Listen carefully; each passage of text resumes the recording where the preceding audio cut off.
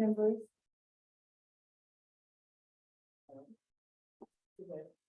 Okay, let's complete board members for those in the audience, like housekeeping items. For those in the public, please keep your participation on mute. For those on the phone, use *6 to mute and unmute. We'll hear comments first from the board and then from the public by raising your hand. Our purpose is to advise justice, investment, and protect community investments. Some of our responsibilities are recommend program-related policy around both existing and new funding opportunities with a focus on evidence practices, local, regional, and national, innovation, and recommendations for implementation. Engage providers to educate CAB and our committee members about their work, outcomes, needs, and recommendations. Promote a structure for and implementation of a comprehensive needs assessment for the county's reentry population. What's working to inform future program recommendations funding allocations. Participate in program and service related RFP development process and panel by assessment from committee chair and our CAB overall. We are grateful for those who are members of this committee and so appreciate their time and commitment. Now to our agenda. Ariana, would you like to do introductions or roll call? Yeah, we can move into introduction.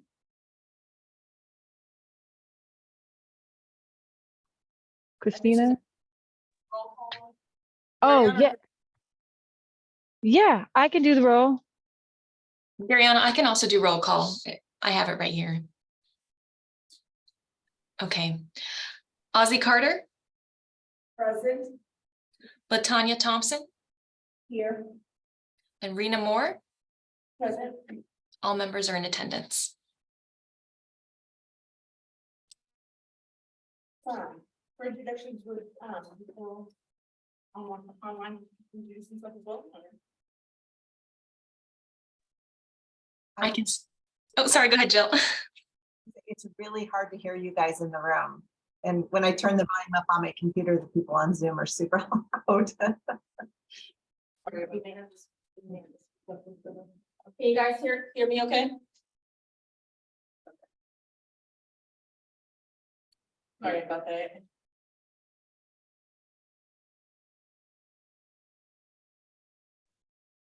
The people joining us via Zoom like to introduce themselves or? Morning. My name is Christina Jackson. I'm with the Office of Reentry and Justice.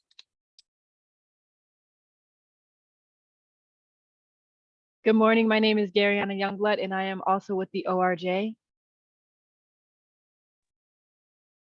Good morning. My name is Courtney Davis, and I'm with RDA Consulting and in partnership and working with Contra Costa Health Services.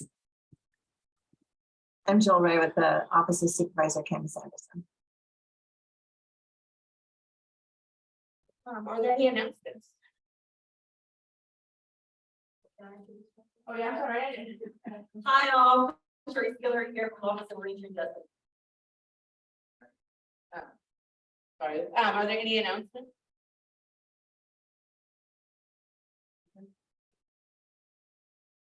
Okay, are there any public comments on any items under the jurisdiction of the Community Advisory Board not on the agenda?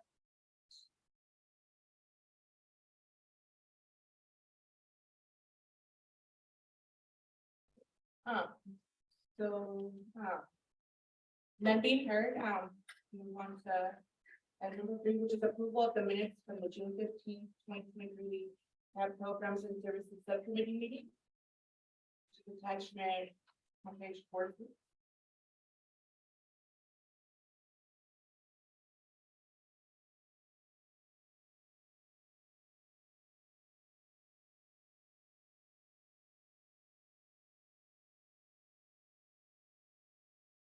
Is there a motion for? Yes, good morning, I'm Ozzy Carter, and I'd like to make a motion for approval of our record of action for Thursday, June. I'll second. This is Rena Moore. I'll second the motion. Okay, is there any public comments?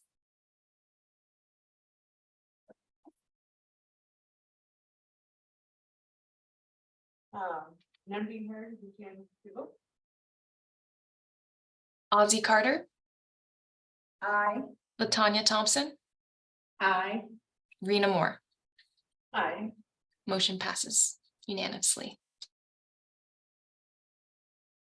So now for the next item on our agenda is to discuss updates on the next step for our incomplete survey circulation and timeline. All right, hi everyone, this is Patrice Guillory again from the Office of Reentry and Justice. I want to thank the Programs and Services Subcommittee for the enormous amount of time that you've given to give updates and suggestions on the CAP's first ever in custody survey. We'll be getting feedback from individuals within the jails about their needs and gaps in services that they may have identified. And so just as an update to that, during the last meeting, you all voted to approve the survey structure as it was presented with the edits and comments that we received during last time's meeting. We also sent those questions over to RDA, which is the consulting group that was working with health services on the Cal AIM consumer feedback effort to also give us some guidance on some specific questions, how the best way it presumably should be phrased, essentially we get the most accurate and adequate information from that. Since then, we have communicated with Jody Sickenier, who's the director of inmate services there at the sheriff's office. What she has stated that she's willing to do is that once we format the survey on a one-page document at the front, we will send those over to her. She will circulate those out with some of her student interns across all modules and all facilities for a period of a week. I believe our start date is going to be August 7th for that.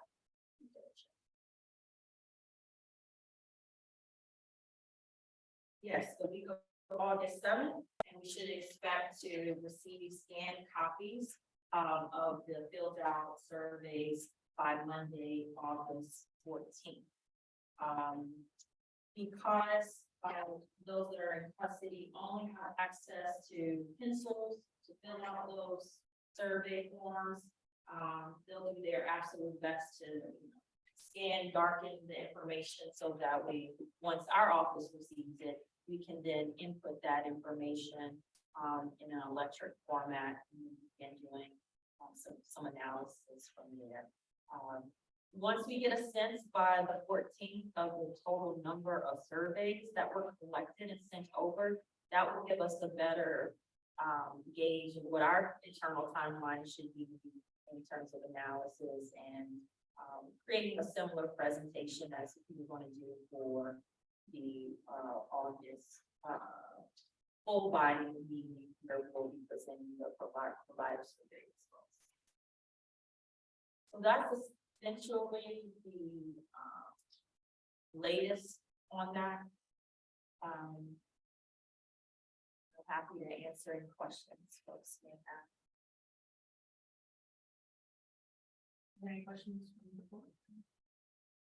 No questions for me. Question. Our full body test is what scheduled for August 10th. Sorry, I'm sorry to interrupt. I can't hear anything. I'm sorry. Can you hear me? How about now? Yes, Is that better? definitely. Can you hear me now if I speak directly instead of moving? Is that better? Okay, great. My question was in reference to our next school board meeting that I have on my calendar for August 10th. And my question is around the return of those surveys. The 14th, so we wouldn't have those analyses No, by the board. yeah. So we won't have it by the August 10th meeting. The but what we will have by the August 10th meeting is the presentation of the survey results on the CAP provider survey, the AU1 provider survey. So that will go first, and then we'll have the on the 14th, we'll receive the surveys from those who filled it out in custody.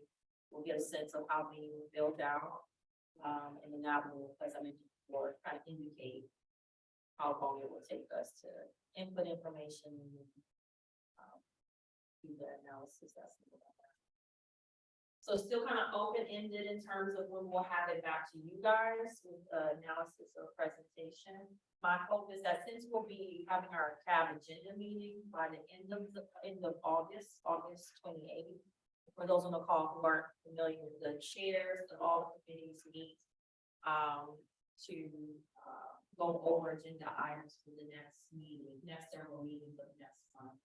But at that particular meeting, I'm happy to share at that point how many surveys we have and potentially an update on what our internal process and timeline could potentially be.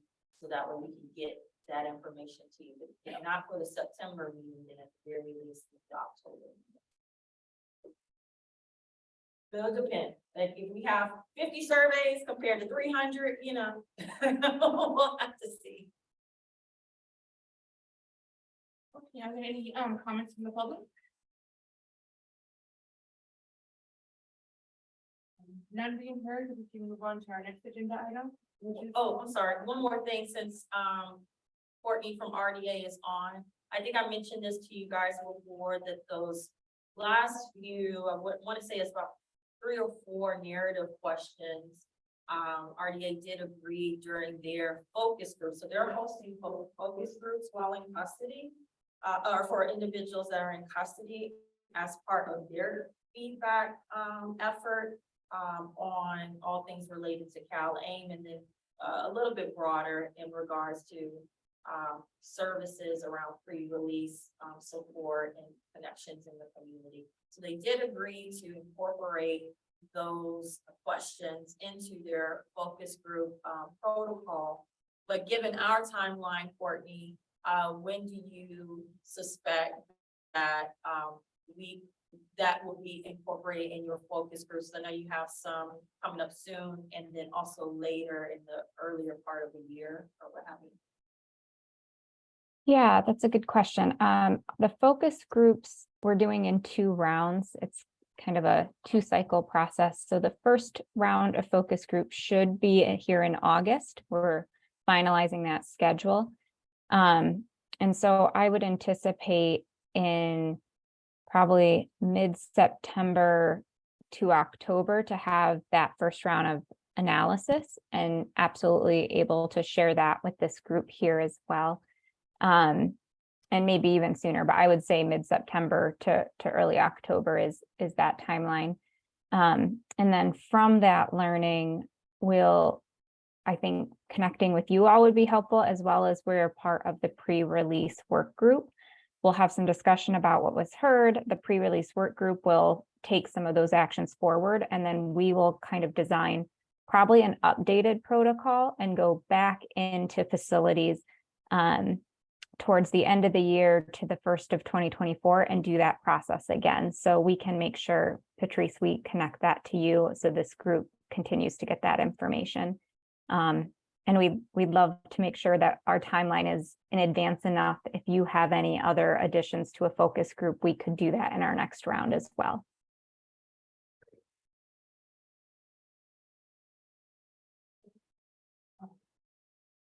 So, yeah, unless there are any other comments. Okay, so now for the next item on the agenda, which is to discuss updates on CPO provider site visits.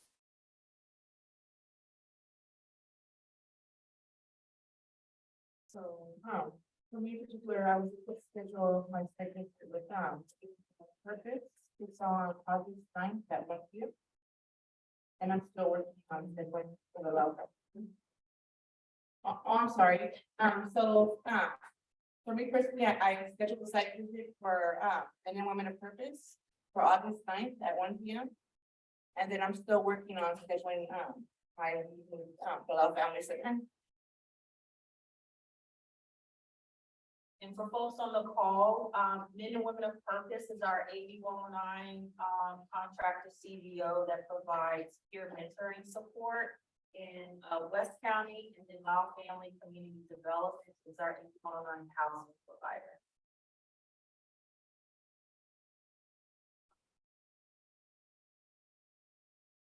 Okay, I guess I will go next. I have had one of my CEO, my site visits on July 21st. I went to Health Right 360. And I had a sit down with Michael Pitts. My next CBO site visit will be on August 11th. I'll be visiting Rubicon. And then my next and final visit will be on August 15th. I'll be visiting Reentry Success. So I have those appointments already. And I took those I'll be meeting them. Do you want to share for your first one for your first site visit? Sure.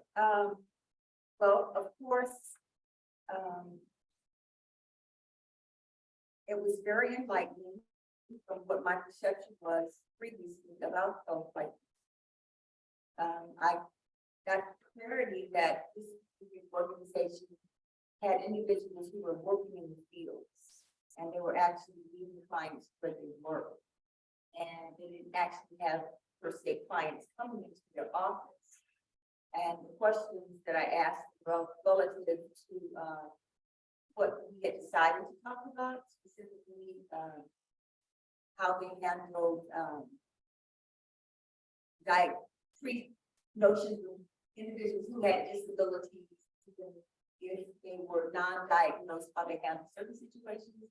And I left them with a very comfortable feeling of what I had initially thought when I had visited or I had interactions with Health Right 360, that they're very hands-on with individuals. Whatever their situations might be, they don't specifically at that time have what an individual client might be. They are on task to make sure that that client's needs are fulfilled. And I asked the question, what were some of the shortfalls in the financial that they could see since COVID? And in actuality, they were still up and running during COVID.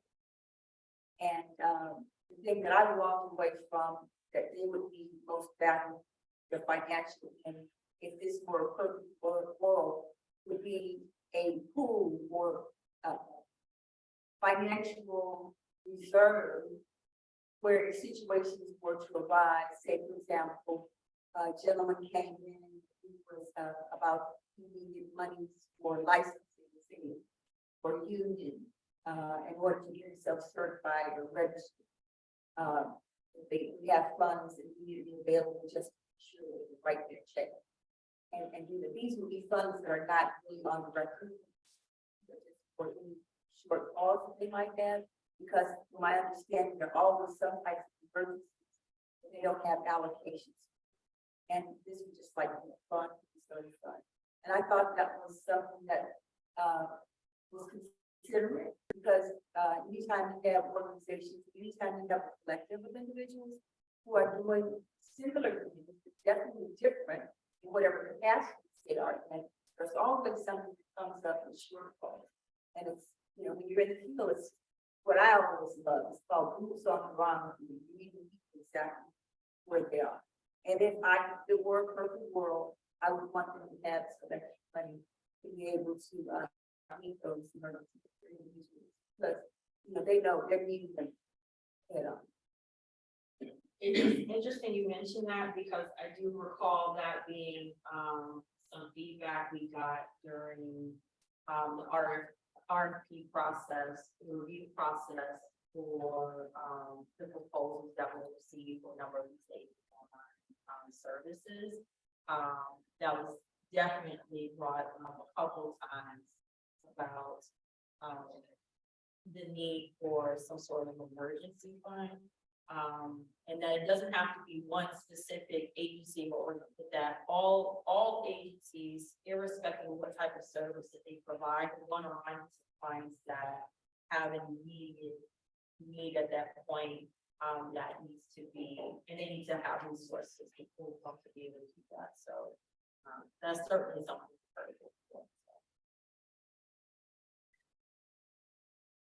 This is Latanya. Can everyone hear me? Yes. Okay. So for Bay Area legal aid, I've left a couple of messages. I've been unsuccessful in getting a call back to schedule an appointment. I'm calling one on Richard on McDonald's. So I'm not sure if that's the best one to contact. Or if we have a contact person that I can contact with. Yeah, who did you? I left a voice message. I didn't get a person.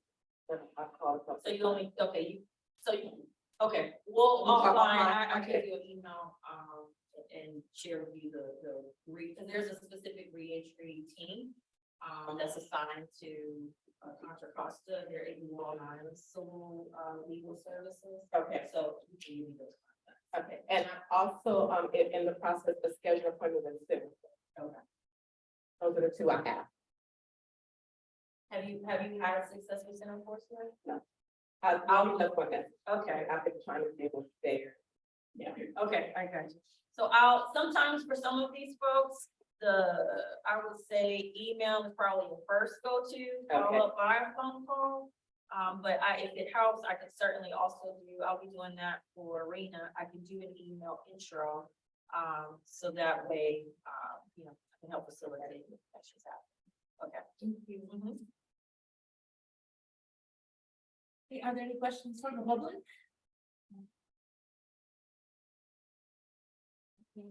None being heard, we can move to our next agenda item, which is, discuss planning of future CEO presentation.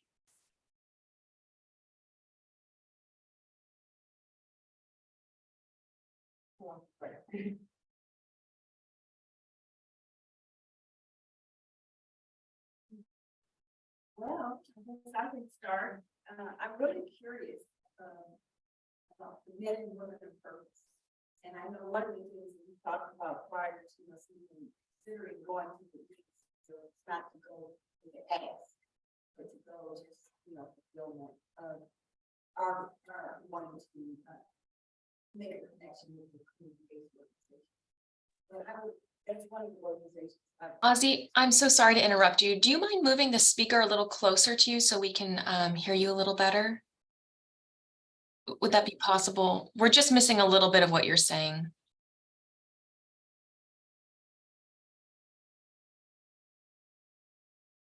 Let's see. How's it? Much better. Thank you. Hopefully it works on this end. One of the things that I would like to see is a presentation from men and women of purpose. And as I was saying earlier, one of the things that we made mention that we would not go, when we go to the CEOs, we would not actually ask to do a presentation. So I'm looking for a creative way of, putting an ask for men and women of purpose.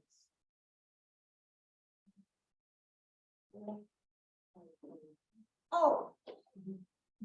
Well, in case no one heard that, somebody's going to ask here. So is there anything in particular that you would like the presentation to cover?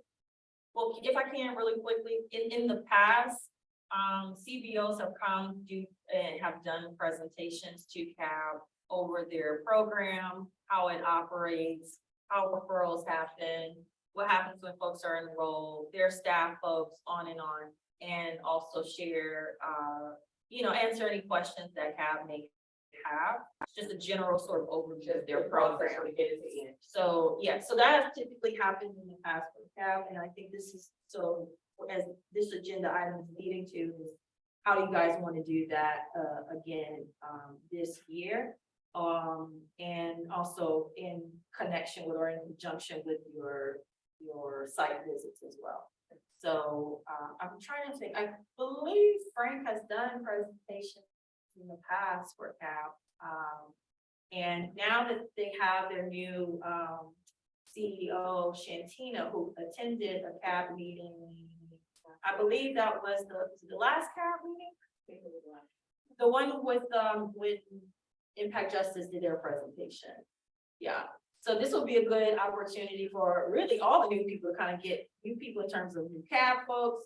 Shantina now being the new leadership there, and everyone kind of getting reconnected or reoriented to what they do as an organization and some of the work that they're looking to pursue. I know that they are doing more than just the peer mentoring, though they likely will talk about that for the 8109 contract. I'll be expanding some of their services and have received other funding from elsewhere. So I'm sure she'll be happy to talk about them holistically as an agency and where they're going, as well as their specific program. Yeah. So thank you for that, and thank you, because it kind of like circumvents. Rena's going to actually do a site. We have next was created, that opportunity. Are we looking for like the month of October, November, December? Well, I think before you determine timeline, what is ultimately your goal with the presentations? So is it more or less getting information to understand their programming, or is it going to lead towards some sort of recommendations or what have you that you want to share back with full CAP? The reason why I asked that is because that will kind of dictate timing for the different presentations you may want to see. So that just generates another question for me. Are we talking about presentations specifically for this subcommittee, or is it an extension into full CAB? Or It could be a bit of both, depending on timing, yeah. I think for that, it would be a benefit as a whole. A lot of presentations. Well, how many presentations so that's what we're here for, to discuss planning for future CBO presentation. Are you expecting presentations from all 8109 providers? If so, I'm not sure if if it's just only for the full CAP agendas that will work. You probably want to spread that out a little bit across you guys' meetings and then full CAP or what have you. Yeah. But I think ultimately you all might want to decide what's going to be your goal and receiving the information. Is getting that information. Is it more so learning for you just to have an understanding of what's out there and what's working? Or are you looking, or is there certain things you're looking for that's going to inform some other decision making you're going to be a part of later? that's a very good question. I think for me personally, and I'm just one person, I would like to understand what the organization. Probably other members already have a general idea. So I would need some assistance in determining whether or not it is for program and services, which is really our responsibility. Kind of really understand the programs that are currently in front of it. The organizations that we are actually funding. So it would be our decision today, I think, collectively, which of the organizations is streamlined subcommittee. Because we kind of like inundated into the full scale of this program. And then we have so many other things that are coming down the pipe for the remainder of the year. So we might want to be sensitive and kind of like remember that and see other CBOs would like to present, which of those we want to just primarily understand our vantage point. This is a time, I think the one, like, our focus has been like on mental health, people who are incarcerated, as well as, like, but focus on the thing that we've been focusing on that is added value So for me, Bay Area legal, I wouldn't bring them to the full line.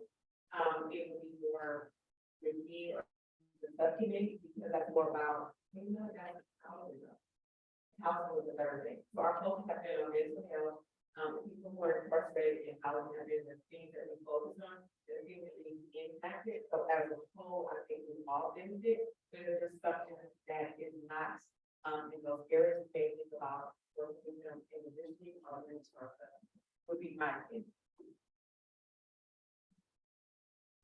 Just read that. Do we have to build the office privilege services? So most of them actually have some sort of pre-release element to their work.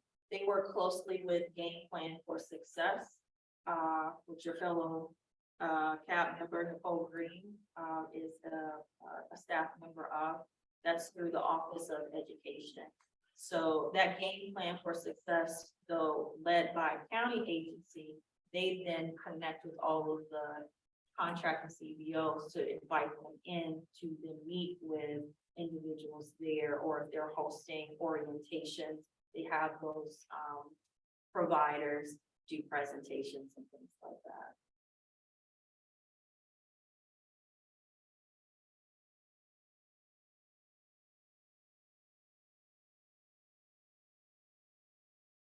But I kind of like where you were going with it, Latanya, where it sounded like there could be a mix between continuing the site visits and as well as the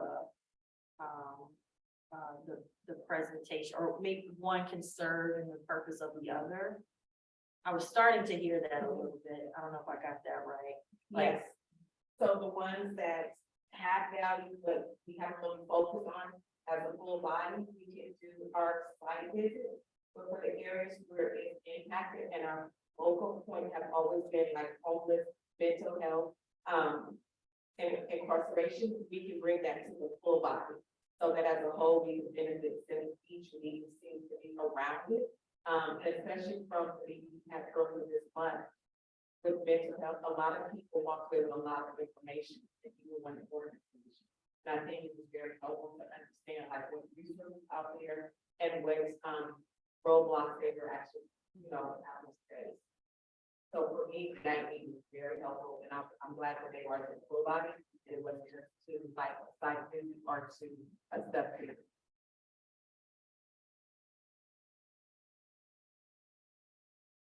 So what I'm hearing you say is that we need to pick and choose. So we need to pick and choose from our list of 8109 providers, which ones we want to have come to our subcommittee. And that would be eliminating the ones that we're going to site visits. Is that what I'm hearing? The Yes. ones that we're site visiting, we're not gonna have them come to set. I mean, if we find that when we go, there's additional information that would add value to the full body, then we can definitely know. Like, I know Bay Area Legal have like a lot of resources, but from my understanding about litigation and things of that nature, but if they have something that would benefit someone that's looking for housing, that have mental health or have been incarcerated, then definitely I would be like, can we even go out and get the site visit? Can we schedule them to do a presentation, because this information is helpful? Now, with them specifically, you can, so after your site visit with them, you can invite them to talk about what's been their experience providing support for folks who have, let's say, especially now with the lifting of the eviction moratoriums, what are they seeing for our population specifically, and what supports are they offering in that realm? Any like social security or disability, or SSI or SSDI denials? Do they providing support around that? Things of those things that are that nature.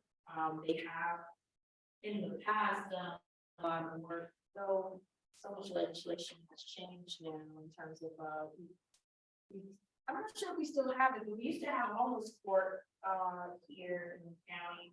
And that was used to help folks clear a lot of their traffic fines and things of that nature. But a lot of legislation has passed now, where some of that stuff I'll have to double check.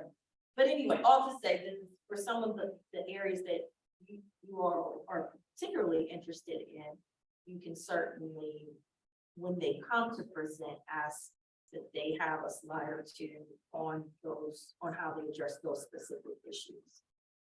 So that's one way to go about it. You can also just throw some ideas out here. Mapping out the number of contracted CBOs, we have 7 of them. I believe.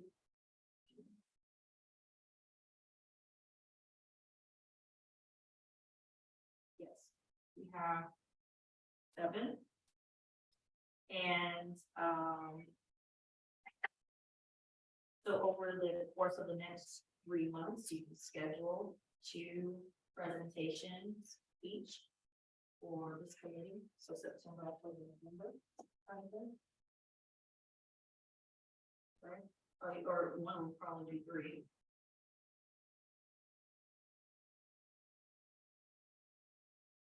That's another option.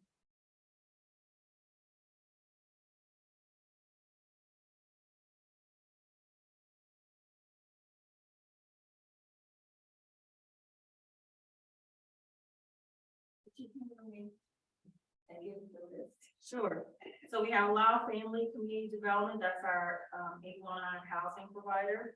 We have Bay Area Legal Aid, that's our civil legal aid services.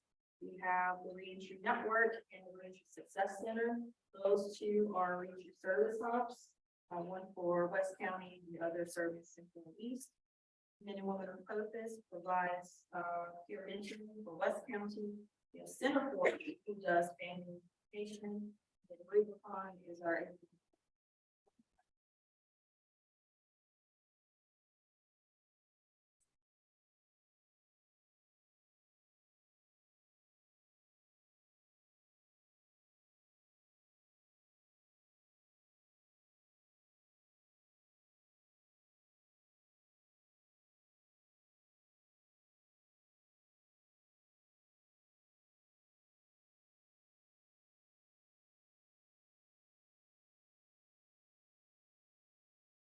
This is right now. I personally like the presentation from Gender Force. I've heard about their services, but I haven't really commented that's part of the thing you want to think about doing. This is Tanya. I haven't had the opportunity to speak with them directly, but talking to the people in West County, a lot of them face when they come out not having a support system and not knowing how to rebuild their family that they destroyed by the choices they made.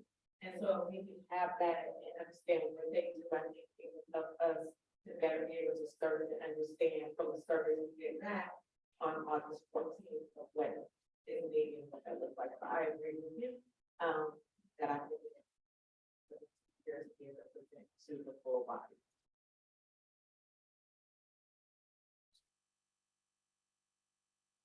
I think you presented last year. They did. I mean, they can come. I mean, there weren't, it's only 3 of us that was supposed to hear back. For this stuff. No, that saw that, yeah, that's, yeah.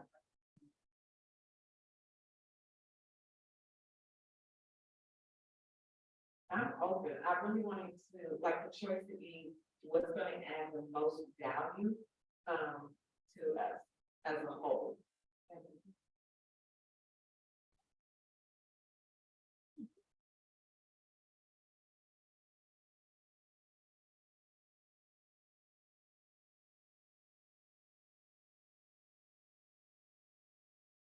That's a good choice. I also, have heard that Loud Family plays a large role in, some of the substance abuse issues and housing issues. Is that true?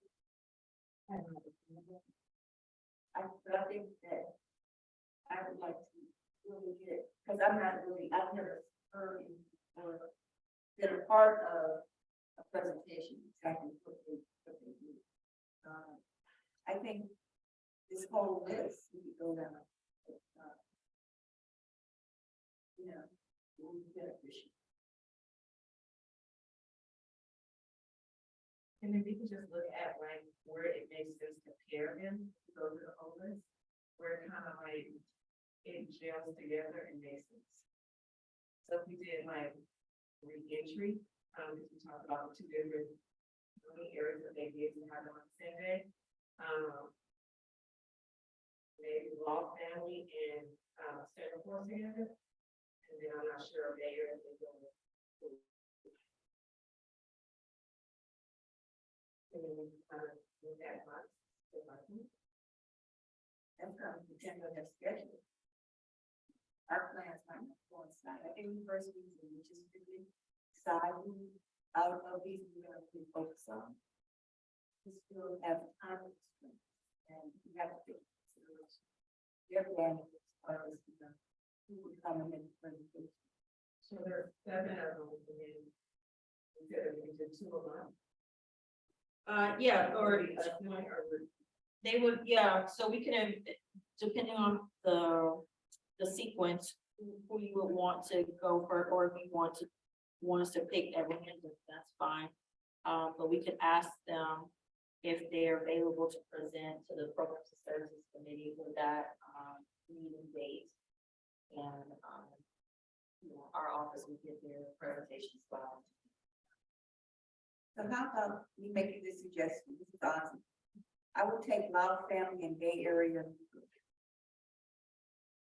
For September, we want them scheduled here for September. I'm gonna reach out and see. Apparently, difficult contact. she's gonna do, you know. Oh, yeah, I'm doing, yeah. For, She's gonna do an introduction for us to be able to do the site. Oh, Yeah. what you're saying? The site? Yeah, they were saying that they were having trouble connecting with them, Right. for the purpose of scheduling the site visit. So I mentioned that I would do an email intro to make sure that that happens. And, yeah, that's it. And so you're gonna do an email entry. Yeah, if you want them to come to present for your next, for the next 3, Programs and Services Subcommittee, yeah, I can tell them and say, hey, Programs and Services would like to invite you to come present on your program for this date and time. Let us know if you can come, if you have person, if you have presenters ready to go or in mind that will be available to present. Sounds great. Okay. Yeah, that's not a problem. We can do that. Okay. Is there a specific, so you want to hear from all 7? Am I getting that correct? This is great. I believe it would be beneficial just to get the full rundown of what services they offer and Okay, the pro process. yeah, and especially for the 2 of you, since you guys are newer cab members, you haven't had a chance to really interact with them, so that's not a problem. Is there a specific order? Do you want to hear from certain folks first, the next, or it doesn't matter, whoever can come? This is Rena. I vote for whoever can come, because you have to really think about their schedules too, and if they're available to come on those days. Okay. All right.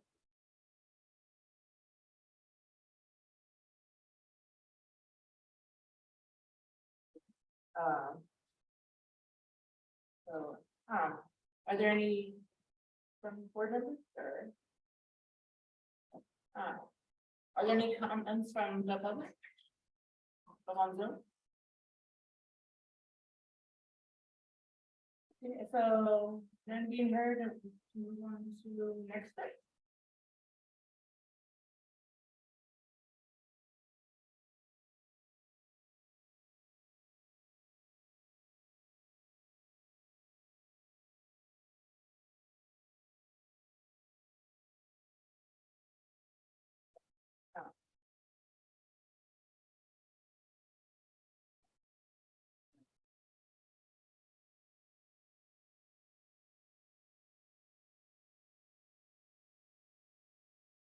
So I'll help you out here. So so far from what I heard for next steps, just offline, I'll be sure to do email intros for you, Rena. Okay. And, for you, Latanya, for the folks that you are assigned to, conduct site visits, with. And then, our office will reach out to, all 7 providers to start scheduling now for, well, we can schedule, see who's available for your August 17th meeting. If you'd like to see presentations, then we start as early as August 17th, your September meeting and your October meeting.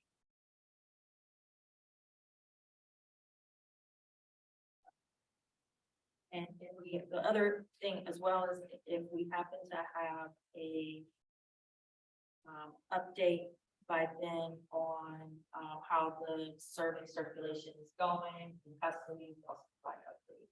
So,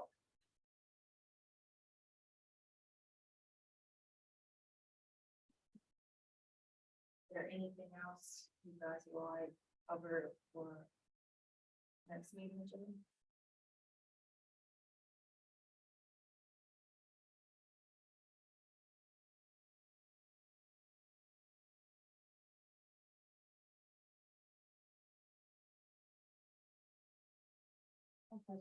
Who's Renee? Okay. I just want to go back over our next step. This is Ozzy. There's gonna be an email sent to assign to introduce. Oh, sorry. Maybe I'll clarify it this way. That's something I'm doing offline, but in terms of the agenda item for your next meeting could still be the discuss updates on CBO provider site visits. Because once I do the email intro between them, hopefully by your next meeting, they're able to give an update on a scheduled site visit or if they've made a site visit. So that's our offline. Just our next agenda item will be Site visit updates. site visit. Sorry for that confusion there. No, I'm a note taker today. Oh, I hear you. I'm trying to make sure I got the notes. Thank you for that. Oh, no worries. And we're also going to, reach out, well, that's offline to reach out to. Yeah, but we'll potentially have CBO presentations scheduled for your August 17th meeting. We just don't know who yet. And we'll have an update on the surveys. Mhm.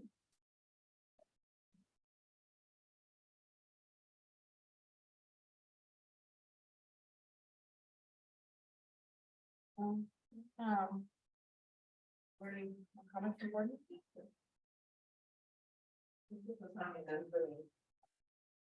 Thoughts and notes for me? This is being that from the other. Are there any comments from the general public?